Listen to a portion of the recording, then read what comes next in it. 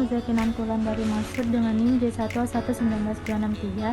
Di sini saya akan menjelaskan pengertian penilaian kinerja dan presentasi kinerja.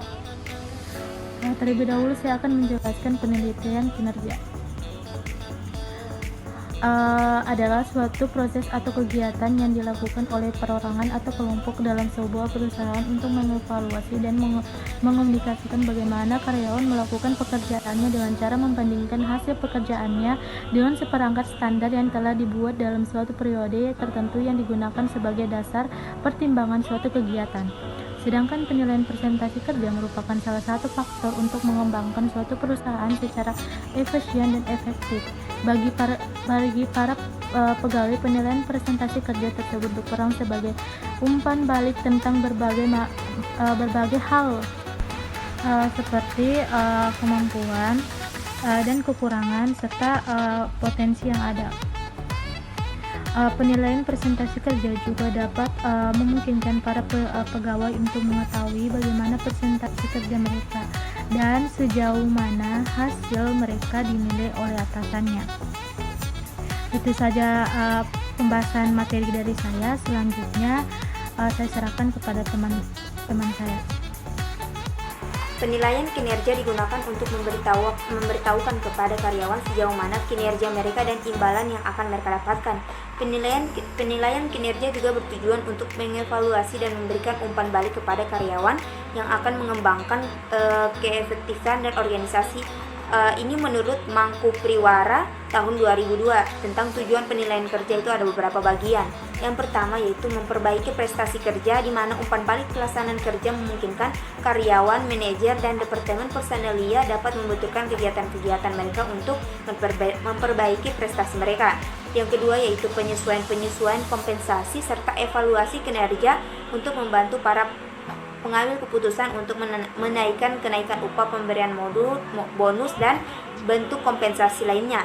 Dan yang ketiga yaitu keputusan penempatan, promosi, transfer, demosi, dan biasanya didasarkan pada kinerja masa lalu atau antisipasinya. Promosi sering merupakan bentuk penghargaan terhadap kinerja masa lalu. Yang keempat yaitu kebutuhan pelatihan dan pengembangan. Kinerja yang jelek memungkinkan menunjukkan kebutuhan akan pelatihan, demikian juga prestasi yang baik mungkin mencerminkan potensi yang harus dikembangkan. Dan yang kelima yaitu perencanaan dan pengembangan karir, di mana umpan balik prestasi mengarahkan keputusan karir, yaitu tentang jalur karir tertentu yang harus diteliti. Yang keenam yaitu penyimpangan proses staffing. Kinerja yang baik atau jelek mencerminkan kekuatan atau kelemahan prosedur staffing atau departemen personalia. Yang ketujuh yaitu ketidakakuratan informasional atau potensi kerja yang jelek yang mungkin menunjukkan kesalahan-kesalahan dalam informasi, analisis jabatan, rencana sumber daya manusia atau komponen-komponen sistem informasi manajemen personalia. Yang kedelapan yaitu kesalahan-kesalahan dalam desain pekerjaan, di mana kinerja yang jelek mungkin merupakan suatu tanda kesalahan dalam desain pekerjaan. Penilaian prestasi membantu diagnosa kesalahan-kesalahan tersebut. Yang kesembilan yaitu kesempatan kerja yang adil. Penilaian kerja ini tidak akurat untuk menjamin keputusan penempatan internal yang diambil tanpa diskriminasi. Dan yang terakhir yaitu tantangan eksternal, di mana terkadang kinerja mempengaruhi faktor-faktor di luar lingkungan kerja seperti keluarga, kesehatan, kondisi finansial, atau masalah pribadi lainnya. Dengan penilaian prestasi kerja, Departemen Personalia dapat menawarkan bantuannya. Tujuan penilaian dan prestasi kerja. Penilaian prestasi kerja mempunyai dasar yang sangat penting bagi perusahaan sebagai alat untuk mengambil keputusan bagi pegawainya. Adapun tujuan penilaian prestasi kerja menurut Mila Badrian tahun 2015 yaitu mencakup beberapa hal. Yang pertama yaitu evaluasi terhadap tujuan atau goals. Organisasi yang mencakup yang pertama itu feedback pada pekerja untuk mengetahui posisi mereka. Yang kedua yaitu pengembangan data yang valid untuk membayar upah atau bonus dan keputusan promosi serta menyediakan media komunikasi untuk keputusan tersebut. Yang ketiga yaitu membantu manajemen membuat keputusan memberhentikan sementara atau PHK dengan memberikan peringatan kepada pekerja tentang kinerja yang tidak memuaskan. Yang kedua yaitu pengembangan tujuan organisasi atau mencakup beberapa hal. Satu yaitu pelatihan dan bimbingan pekerjaan dalam rangka memperbaiki kinerja dan pengembangan potensi pada masa yang akan datang.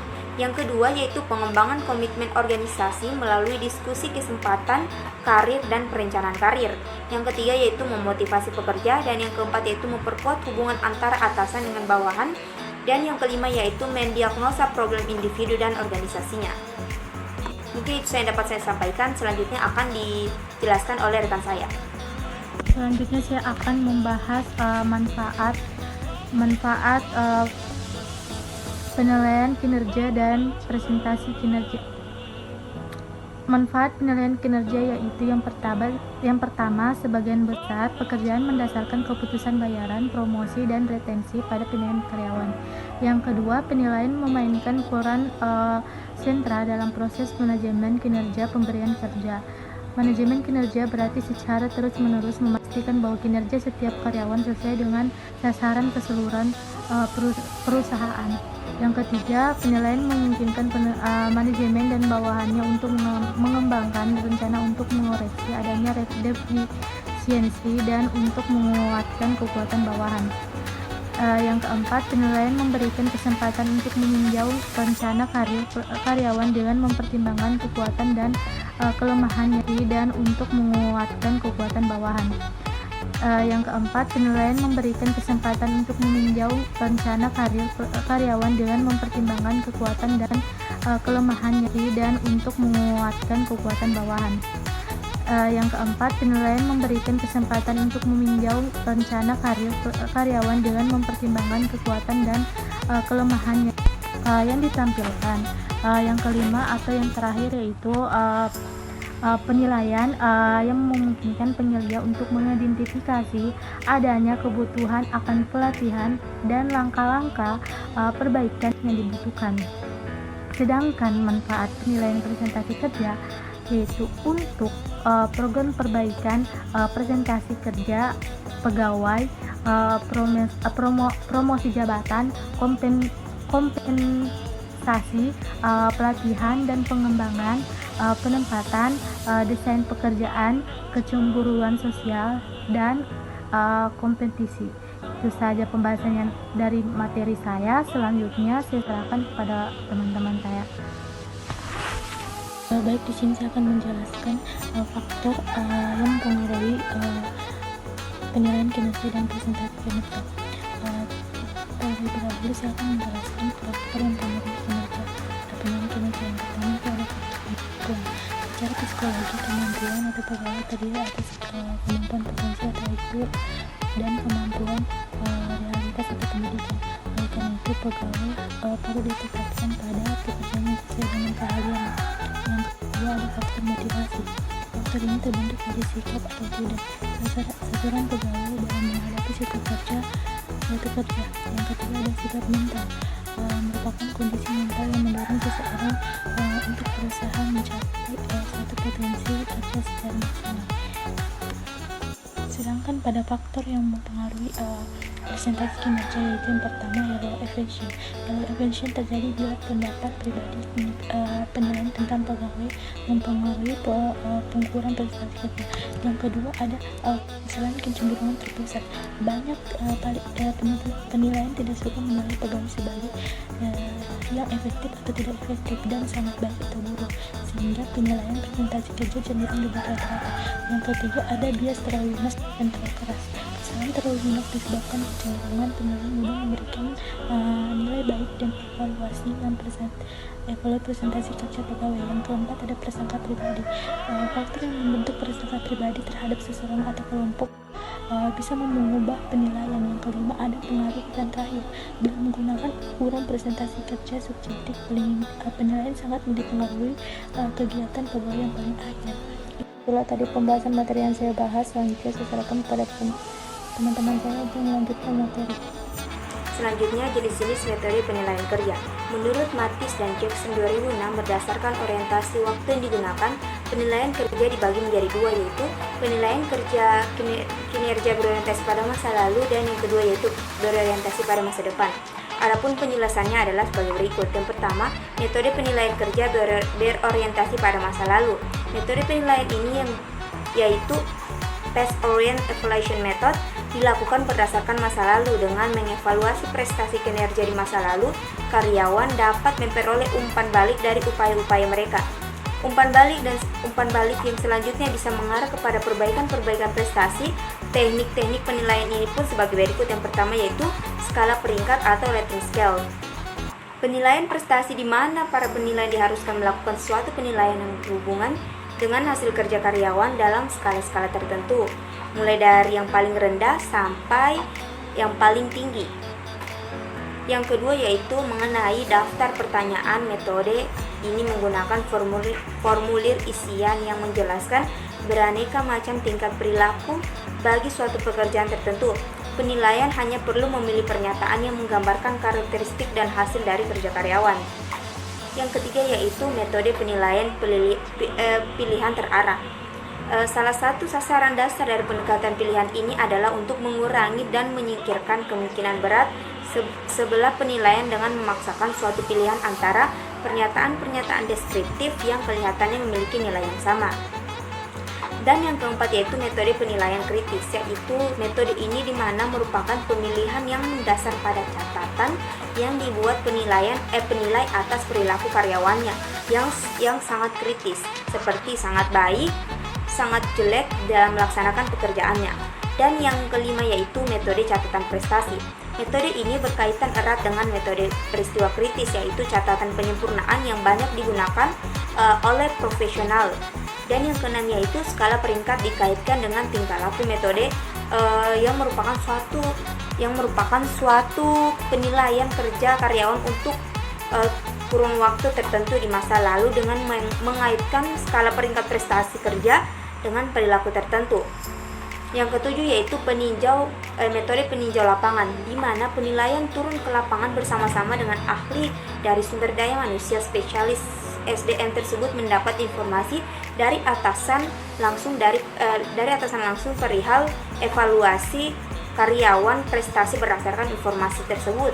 Yang kedelapan atau yang terakhir yaitu tentang tes dan observasi prestasi kerja, di mana berdasarkan Selanjutnya metode presentasi kerja. Yang pertama itu ada rating scale. Untuk penilaian presentasi kerja ketua dan pelembangnya digunakan. Pada metode ini, evaluasi subjektif dilakukan penilaian terhadap presentasi kerja pegawai dengan skala tertentu dari rendah sampai tinggi. Yang kedua ada metode peristiwa kritis. Metode peristiwa kritis merupakan metode penilaian berdasarkan pada catatan penilaian yang menggambarkan perilaku pegawai yang baik, sangat buruk dalam kaitan dengan pelaksanaan kerja. Yang ketiga adalah metode peninjauan lapangan. Metode peninjauan lapangan bertujuan agar kecepatan penilaian lebih tercapai. Banyak perusahaan menggunakan metode peninjauan lapangan.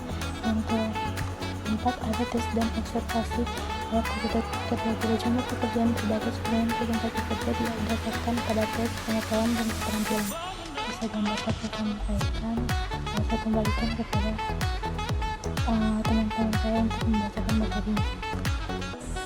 Baik, Assalamualaikum warahmatullahi wabarakatuh. Perkenalkan, nama saya Malsa dengan NIM J1A1-19272 dari kelas Peminatan Administrasi Kebijakan Kesehatan Angkatan 2017, Fakultas Kesehatan Masyarakat Universitas Al-Ulum. Langsung saja di sini saya akan menjelaskan tentang unsur yang dinilai. Menurut Hasibuan tahun 2016, unsur yang dinilai dalam melakukan penilaian presentasi adalah kesetiaan karyawan terhadap pekerjaan, jabatan, dan organisasi. Hasil kerja karyawan baik kualitas maupun kuantitas yang sesuai dengan jabatannya. Kejujuran dalam melaksanakan tugas-tugas yang diberikan kepadanya, dan disiplin karyawan dalam memahami peraturan yang ditetapkan. Unsur-unsur lain yang dinilai adalah kreativitas karyawan dalam menyelesaikan pekerjaannya sehingga ia bekerja lebih efektif dan efisien. Kemampuan karyawan untuk bekerja sama dengan rekan, atasan dan bawahannya. Kemudian kepribadian karyawan yang ditunjukkan dengan sikap perilaku, kesopanan, dan penampilan serta bertanggung jawab terhadap pekerjaan dan hasilnya. sama dan hasilnya sama dan prasarana. Dengan ini digunakan serta perilaku kerjanya menurut Sadarmayanti tahun 2017, umpan balik melalui beberapa pendekatan dibagi menjadi 3, yaitu tail and shell approach, yaitu membahas presentasi kerja pegawai dengan mencoba meyakini pegawai untuk berpresentasi lebih baik. Kemudian yang kedua yaitu tail and listen approach, yaitu memungkinkan pegawai menjelaskan berbagai alasan latar belakang dan sikap bertahan mengenai presentasi kerja. Kemudian yang terakhir atau yang ketiga yaitu problem solving approach, yaitu mengidentifikasi masalah yang mengganggu presentasi kerja pegawai. Baik, terima kasih, itu saja. Kurang dan lebihnya mohon dimaafkan. Saya akhiri, wabillahi taufiq wal hidayah. Wassalamualaikum warahmatullahi wabarakatuh.